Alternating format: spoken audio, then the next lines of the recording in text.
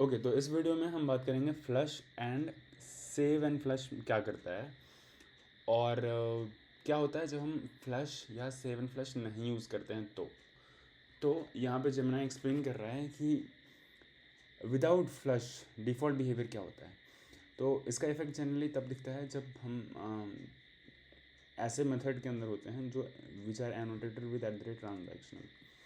ठीक है, तो सपोज हमने कोई यू मॉडिफाइड एन एंटिटी और कॉल्ड सेव। ओके, एंड तो क्या होगा कि Hibernate keeps the changes purely in Java memory persistence context, only in the java memory. It does not pushes the changes or the corresponding sql statement to your database and commits them. Commit तो last में होने वाला है. Your method continues executing other business logic. ठीक है, तो अभी जो भी तुम चेंजेस किए हो ना, सेव किए हो, वो सब कुछ सारा सेव जावा मेमोरी में ही है, परसिस्टेंस कॉन्टेक्स्ट में ही है, जावा मेमोरी के अंदर ही है. अभी कुछ भी डेटाबेस पर रन नहीं हुआ है, कोई भी क्वेरी डेटाबेस पर रन नहीं हुआ है. Your method continues executing other business logic. The method ends, transaction completes and hibernates and SQL to the database. ठीक है, SQL executes and then Hibernate commits in one final step.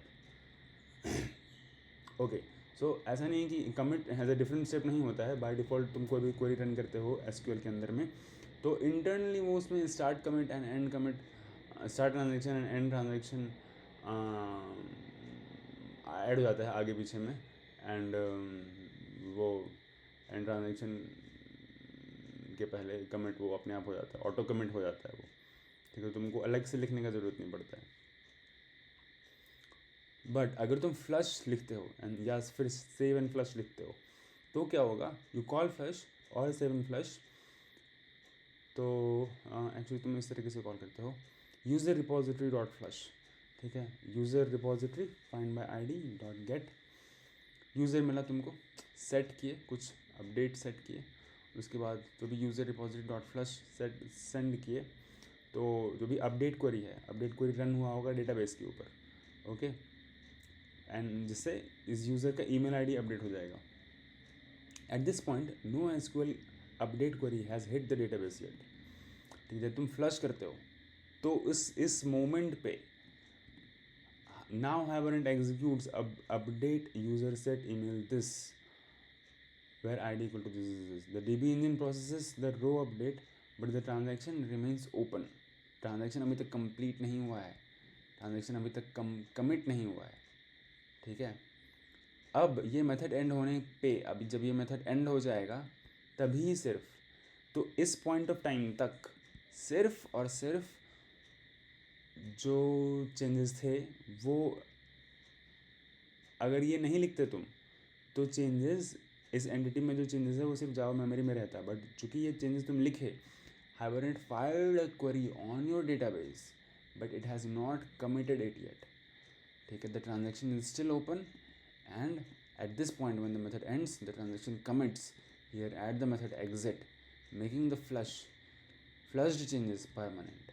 तो क्या होता है यहाँ पे, एक और बात आता है कि भाई इस पॉइंट ऑफ टाइम तक, ठीक है, जब तुम एसक्यूएल क्वेरी एग्जीक्यूट किए हो ऑन योर डेटाबेस, ठीक है, तो सिर्फ ये ट्रांजैक्शन ही उस चेंज को देख सकता है and no other transaction in your application.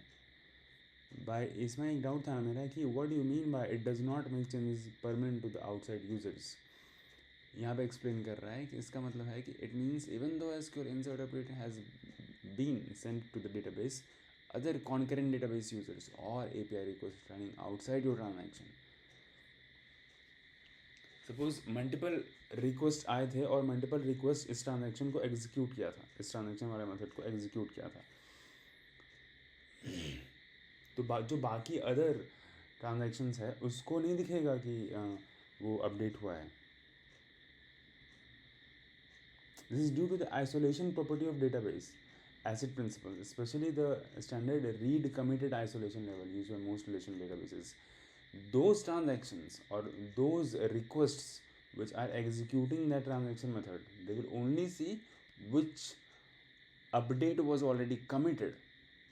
ठीक है, बट इसको कमिट करने से, इसको एग्जीक्यूट करने से, फ्लश करने से तुम तो बस क्वेरी रन की हो ना डेटाबेस के ऊपर, तुम उसको कमिट नहीं किया हो, उसको फाइनलाइज परसिस्ट नहीं किया हो डेटाबेस के अंदर।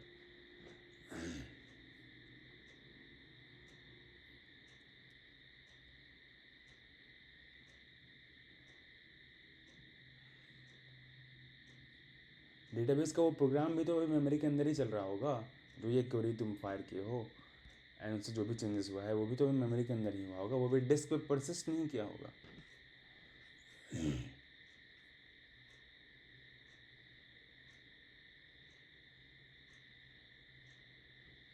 Uncommitted changes are private. When you flush, those are uncommitted changes. Until your database transaction officially executes a commit, all modifications exist only within your active database connection session. इसी transaction, all modification exists only within your active database connection session. Okay तो सिर्फ इसी scope में तुम उस changes को देख सकते हो, इसी स्कोप में तुम उस चेंजेस को देख सकते हो।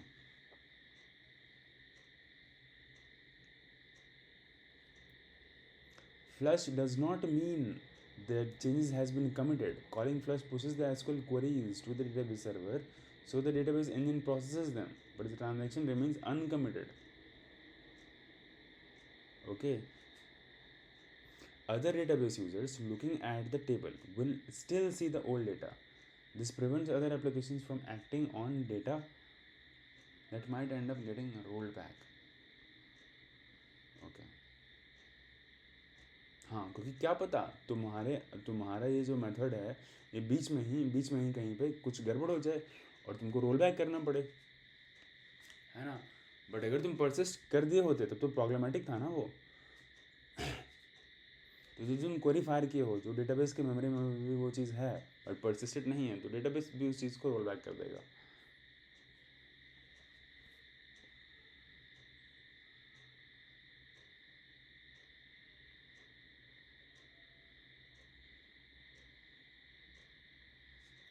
सेव से जो भी चीज़ें होती हैं ना,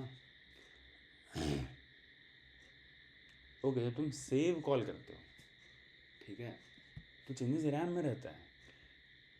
नॉर्मल सेव कॉल करते हो तो चेंजेस रैम में रहता है। क्या वो send to the database? No. Flush या फिर सेव एंड फ्लश जब कॉल करते हो, दो changes or queries are send to the database, but they are still not visible to other users or other requests. When you end your method, transactional method, then it is committed into the DB server, and now because of your isolation property set as read committed, and now since it has been committed, it will be now visible or will be read because it is now committed to other requests or other sessions in your application.